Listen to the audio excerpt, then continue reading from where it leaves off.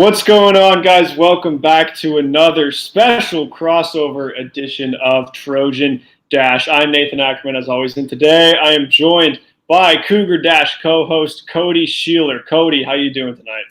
I'm doing good. I said the same thing for the first kind of football game we had, and I'm saying again now. I'm just thankful that the Cougars are going to be playing because we've had a long road up to this. Yeah, I like to say this every week, and that's just like I'll believe it when I see it. And that's truer more than ever this week. The Trojans obviously missed their last matchup. The Cougars have missed their last two, so we are both certainly eager to watch some football. But let's get into it because we've obviously been eager to talk about actual football for a couple weeks now. So tell me, Cody, do you think that these layoffs are going to affect either team? Because as I said, Washington State has missed their last two games. The Trojans have missed their last one, and I think there might be some rust. What do you think? Yeah, I mean, going off your, I'll believe it when I see it. That's exactly how I thought about this team. When you get two games canceled, it starts to put some doubt in your mind. And I think there definitely will be some rust. There already was a lot of rust just because they only got two games to kind of prepare for us. They were only two games into the season. It was their only two games. You already are losing, your non-conference kind of warm-up games. So it's going to be tough to have that, have as much time off as you had on. But I also think there's going to be some benefits. Health is a big thing. That's 2 weeks for guys to kind of rest up and heal their bodies and come back from injury. Max Borghi is a guy that everybody will be waiting to see if he's able to play. He was able to return to practice. So I'm interested to see kind of where that kind of balance is because I definitely expect to see some rust, with losing practices and games, but we also may see some fresh legs that we wouldn't see. What do you think about for your Trojans? Yeah, so this is sort of the way that I see all these COVID cancellations this year. And there's a huge difference between having a game canceled when your opponent has an outbreak and having a game canceled when you're the team with the outbreak. And the reason that is obviously if you're the team that has a game canceled because your opponent has the problem, you can still practice. You can still have your full roster. I mean, theoretically, unless there's like a positive case here and there, a couple injured guys here and there. But usually you can have your entire roster there, right? You can do walkthroughs, you can do practices, and the entire week leading up to practice. I think Clay Helton said that the have had, like something crazy, like 10 of the last 11 days. This was as of like Tuesday or Wednesday, something like that. They weren't able to practice. They were just like doing everything on Zoom. And you can go over schemes, you can go over plays, you can go over formations, whatever through Zoom, but you don't actually get that actual practice until you practice it on the field. And with guys in quarantine for so long, that hasn't been possible for obvious reasons. So I think that timing might be a big thing that I see popping up in this game. It's just like things are not kind of clicking right for both of these teams. I guess Washington State, especially, just because they've been away for so much longer. But I figure Washington State's had more time to practice in the last week more than USC. Whereas or late last week over the weekend, USC had more and more guys popping up with positive tests. The offensive line, obviously, that's the report that was the position group that had the outbreak that made the Trojans forced to cancel their game against Colorado. I'm not going to speculate. I'm sure, I don't know which group it was, but whatever the case may be, you're going to have guys playing in this game that haven't been practicing as much as they usually have been, and you're also going to have guys that are maybe backups or third strings on both of these teams that are going to be forced to play now or asked to play now because the first and the regular starters and the regular backups or whatever. So those are going to be things that I think we're going to have to watch out for. And I think there's definitely going to be, I guess I'll just put it this way. I don't know if the quality of play will be as top notch as it might have been had none of this happened in the first place. Yeah. And I think these are two teams that had a little bit of struggles with some quality of play already. Just whenever you have a weird offseason, you have some sloppy play already. So I think we will see some of that again. And like you were talking about kind of the players quarantining and being out, one of those guys for WSU was Jaden DeLora, was the freshman quarterback. So whatever the team was able to do over that period of time, I think they were able to come back about the middle of last week. I know they've had a full week this week, but I mean, he was in quarantine. He wasn't able to do anything. So how's that going to affect a guy that already was learning college football on the fly? So we don't know who the other players were. USC is able to maybe narrow it down to some linemen, but for WSU, we have no idea who else that could have been. So there could be some key starters that are going to have some extra rust because they were, in a dorm room for 10 days, not being able to do anything but like push-ups or something. So depending on who those guys are, I mean, I wouldn't be surprised if Jaden Delora comes out and maybe has to, readjust again because it's been 3 weeks without, any sort of game time action. And who knows? And I know one of the things that kind of a lot of the players and coaches have talked about for WSU is they've game planned now for 3 different teams in 3 weeks, and they've had to switch and change and all this. I don't know exactly when they changed, but hypothetically, they may have been able to be planning for USC for a week and a half. I think that the UW game was canceled really early, so maybe that helps offset some of that they've been able to game plan for USC for so long.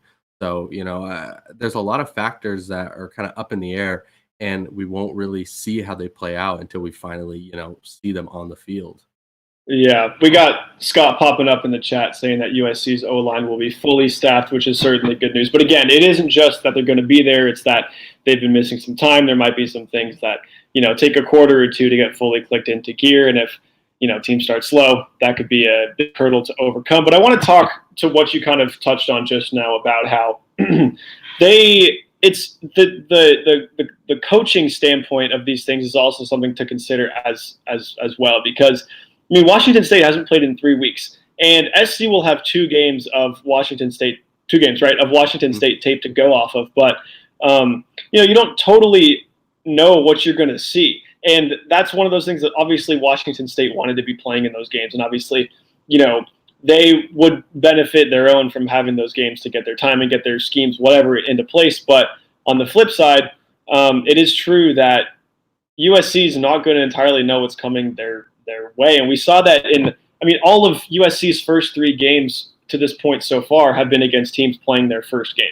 So we've seen that in some of those games, like Arizona State and Arizona, they haven't been able to adjust quite as well for the unpredictable, and then against Utah they were. So that's totally up in the air. I mean, we don't know. I mean, obviously this isn't Washington State's first game, but things change over the course of 3 weeks, and depending on personnel, as you said, we don't know who's going to be available and who's not because they haven't released those kinds of things. But based on the personnel, they could be throwing completely different looks out there that USC just might not be prepared for. So, look, I don't think this is going to be a very high-scoring game.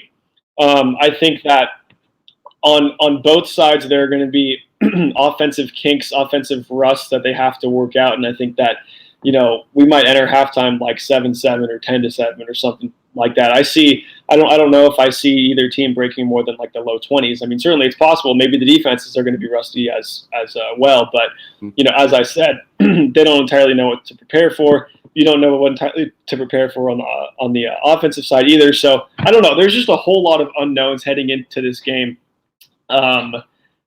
We'll see. We got Ryan Root in the chat saying that Slovis will be the downfall of USC on Sunday. Mark my words, I don't know if I would go quite that far. I think that if there's going to be a USC downfall on Sunday, and we will talk about that later, I do not particularly think that there will be. Keaton Slovis is not going to be the problem. I don't think, look, as much as he's been talked about as like, oh, Keaton Slovis isn't quite what he was last year, which is certainly true. Keaton Slovis has not been the problem for this team. Like, if this is bad quarterback play, if the Trojans are seeing bad quarterback play right now, they have a really good problem on their hands. So I don't know. We'll see. We got Scott in the chat also saying, how will Washington State adjust for Drake Jackson? I don't know if anybody can really adjust for Drake Jackson, to be completely honest. That guy has been a stud so far early on this year. And yeah, I mean, it's pretty much, I don't know, offensive lines are in for a real night against Drake Jackson. So I mean, I will say, I mean, the last time WSU did play, they played Oregon and they played Kayvon Thibodeau, who is really good, and he didn't get a sack. I mean, if there's Yeah. one strength of this offensive of this team, it's the offensive line. They've been solid. So I don't think they have to adjust for Drake Jackson. I think they can just do what they've been doing, and they've got a really solid O line. So there's bigger things that scare me than the defensive line. That's for sure. Yeah, well, let's get into some of those things because, of course, no matter who's on the field, there will be people on the field.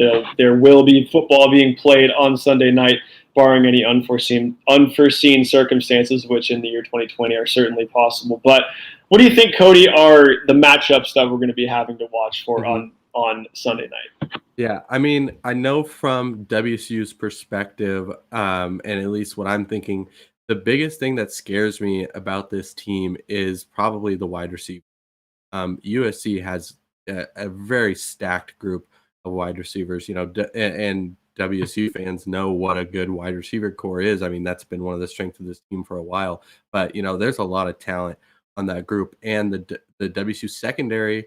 They've been all right so far, but that's probably been the biggest weakness of this team for a handful of years.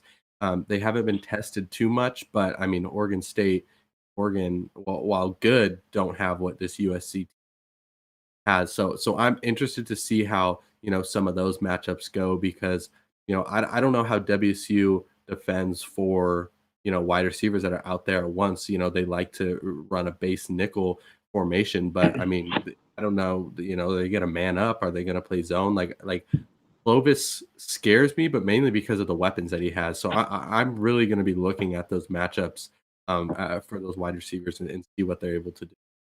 Yeah, those are going to be matchups to watch for sure. I think the one thing that might work in Washington State's favor is or are the questions around USC's offensive line. And I know Scott's saying that the O line will be fine. I think it will be fully staffed, but again, it all comes down to how ready are those guys to go? Are they going to be able to play a full 60 minutes of football? We don't know if that's the case. How many guys are they going to need to depend upon? And the group, like even the fully staffed, fully healthy group, hasn't been all that great this season. I mean, AVT has been awesome. Of course, he's been like one of the best left tackles in the entire country, but beyond him, and especially on the right side, the Utah game was better. They were definitely better. So I will give them that. But we're going to need to see that trend continue, or else Wazoo's DBs are certainly going to have, I guess, a much easier task on their hands. But I want to get into something else that Scott said as well, which is watch the running game improvement this game for the Trojans. Bank on it, and that's something that it's another one of those I have to see it to believe it kind of things. I wanted to believe that prior to this year. I thought that the running backs were going to be awesome this year, and honestly, when they've been used, they have been. They just need to be used more. I don't know why they haven't been using them enough. And again, if the offensive line is not up to its usual standard, then that's going to impact the running game as well. So we're going to have to see about that. To me, it's like stop Delora and USC should be pretty fine because we've seen it's not just mobile quarterbacks that are the Trojans' kryptonite, so to speak. It's any quarterback that knows how to remotely use his legs, and Delora is certainly that plus a lot more.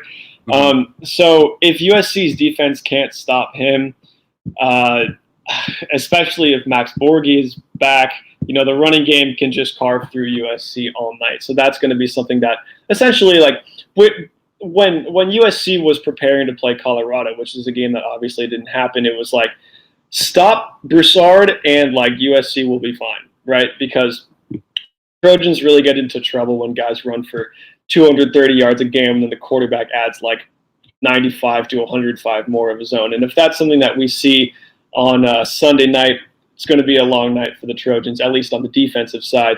So yeah, to me, it's like I'm confident Slovis is going to be fine. I think Slovis has been fine. I think it all comes back to the offensive line for him. For me, the offense needs to be more imaginative. Graham Harrell's play calling has been rather predictable this year. They need to utilize the run game more, and I think that if they can do that, they can take advantage of a Washington State defense that's like fine, but it's not great, so to speak. Yeah, I see your boy Scott in the chat saying they shut down Jaden Daniels. He's the epitome of running QB. Well, I think he Yeah. might be the second best Jaden in the conference. So, I mean, we're gonna see. This is definitely gonna be Delora's biggest test. He Oregon. We kind of got to see that he's capable of holding his own because that could have easily been a game where he threw interceptions and the moment was too big for him, and it clearly was not. He played great, but now he kind of has to do the same thing on the road. And obviously he didn't play well enough to win against Oregon, so that's definitely going to be huge. And what this offense is able to do, how are they going to be able to unleash Delora? We've yet to see him have that big kind of, put the team on his back, rack up stats type game. And so if he's able to have that, then I think this WSU team is going to be, in a really good spot. And that's going to come down to, the receivers. I mentioned USC's good receivers, but WSU has the two best receivers in receiving yards per game. Obviously, it's he's got two really good receivers in Renard Bell and Travell Harris on the inside, but the outside receivers have been virtually non-existent. And you're not going to beat USC with only two receivers. So that's going to be huge. I know USC has some talent in the secondary. So I think Delora's success, I think he's proven that, he can do it himself. And so I think it's going to come down to if we can get a third, I don't even want to say receiver, but just option. Obviously, Max Borghi plays, and I think he can be that third receiving option in the game as well as being that guy on the ground. But the Cougar running game, whether it's Borghi or McIntosh, I'm like happy with it. I'm very confident in it. The line is great. McIntosh has proven to be a great back in this conference, so I think the running game will be there. But it's going to come down to what he has, and if he's thrown to two slot receivers all game, then I just don't know if that's going to be enough. Yeah, and USC has talent in the secondary for sure, but for a lot of this season, even for a lot of last season, it's been undisciplined talent, and that's something that really the Trojans can't afford again, because it's been, when they're in man coverage, they've done a fine job, but it's been the stupid, unnecessary roughnesses, the unnecessary PIs that they didn't really need to commit, that end up costing the unit yards. And the other thing is Jaden Daniels ran for like 111 yards against SC. So, it certainly could have been worse. But then I think Grant Gunnell ran for something like 63, 64, 65 yards against the Trojans in game 2, if you don't account for sacks, that is. And then Jake Bentley in the Utah game didn't really kill them on the ground, but he had a couple runs, or he had one run that sticks out. I think it was like 47 yards. It ended up getting a lot of it was called back for offensive, something like taunting, or I don't know, some kind of unsportsmanlike conduct penalty. So again, it's those big plays and it's the stupid penalties that USC really can't afford to give up in this kind of game with an offense that. Yeah, you said they have two receivers, and then after that, there's kind of a drop off. But there are still playmakers there, and you've got a quarterback that knows how to utilize them. So for USC, it's all about getting pressure on the quarterback. Also, it's like if you give him 7 seconds in the pocket on every single play, you can't cover guys for the entire play. So and that's also something that USC improved upon in the Utah game for sure. Although the Utes' offensive line was pretty terrible that game, so. It's basically going to be like if we see a USC that we saw in Utah, like a smart team, a relatively disciplined team, a team that got pressure, a team whose offensive line was playing somewhat well. The Trojans should be fine. If we see a rusty team, a team that looks unprepared, especially on the defensive side of the ball, like they did against Arizona and State. It's going to be a long one. So, but either way, this is a Trojan offense that, as you said, has the weapons and X factors, I guess, to put up 41 points a game. So, USC, if they can stop Delora and they can stop those top two receivers, I think they should be okay. But let's use that as a little segue into our final segment. And let's drop our predictions for this Sunday night game, of course. We hope it happens in the first place. my first prediction is that it will happen. I'm feeling pretty optimistic about this. And my second prediction is that USC takes this by a score of 24. It's actually going to be a pretty close game. Washington State has looked like a solid team so far. They hung in there with Oregon until late when the Ducks pulled away. And then the first game they won, obviously, over Oregon State, who we now know is really good. So this is a team. They're going to be fully rested. They're going to be, definitely going to have some COVID hangover effect, I guess, but so will the Trojans. So I don't know if that's going to be a huge factor that we really need to swing one way or the other. So I got a 24-21 win for USC. I think that if this game is close late, the Trojans have shown that they are clutch enough to get the job done. But I think it all comes down to preparation for this team, and I think that if they're prepared, they should come away with a win. Yeah, I predicted this yesterday on our show. A fairly similar idea, I think it's going to be a close game, for all you, gamblers out there. WSU spread, I like it. WSU plays well against the spread. You mentioned that Oregon game. I told people to get on that one, and if they didn't give up a bunch of big runs on that final drive, Oregon was just going to run the clock out in a 7-point game. So that was not a 14-point game, even though it's what it ended up being. But I predicted 31-30 WSU. I said we've got 2 games canceled. I'm done picking the other team to win. I said the rest of the season is hope for me. I'm gonna be very hopeful for this season. So I said 31-30.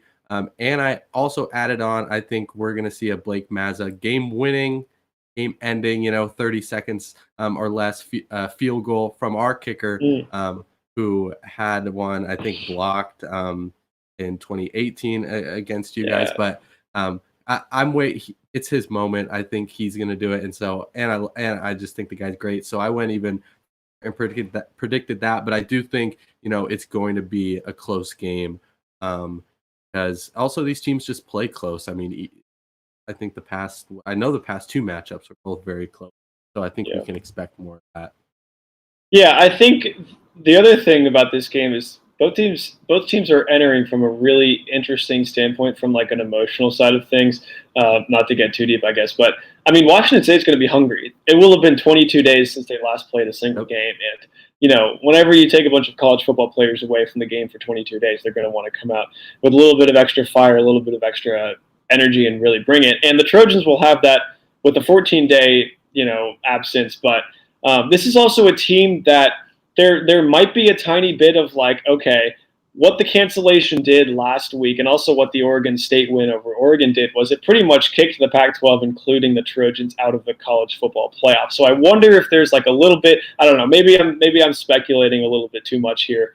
I tend to do that sometimes. But maybe there's a little bit of like, the aspirations were higher for this team coming into the season, and they're 3-0, and yet somehow it seems like those higher goals like the CFP are unattainable to this point. I don't think that's going to affect them on the field, to be honest, because like I said, they've been away for like 2 weeks. They're a college football team. They're playing at SC. They love playing football. They're going to be hungry, of course. But I wonder if there's going to be a tiny bit of that, and that's the kind of thing that I think will take effect most at the beginning of the game.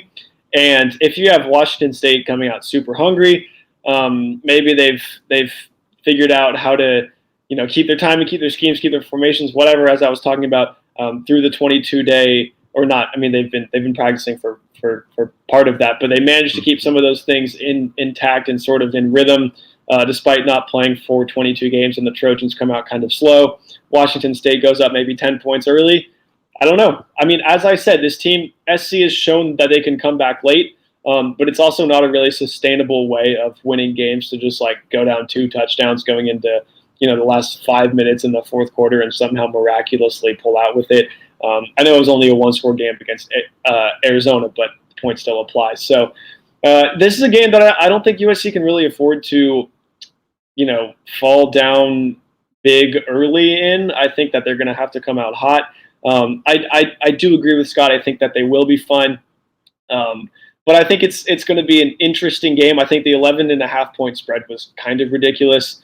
I guess they haven't learned their lesson that like when you pick SC as a 2-possession, 2-touchdown favorite. It usually does not quite work out. We saw that against Arizona. And then, of course, they were 2.5-point favorites against Utah, and they won by 16 points. So whatever the odds makers are saying, just bet the opposite, I guess. Do the opposite. Yeah.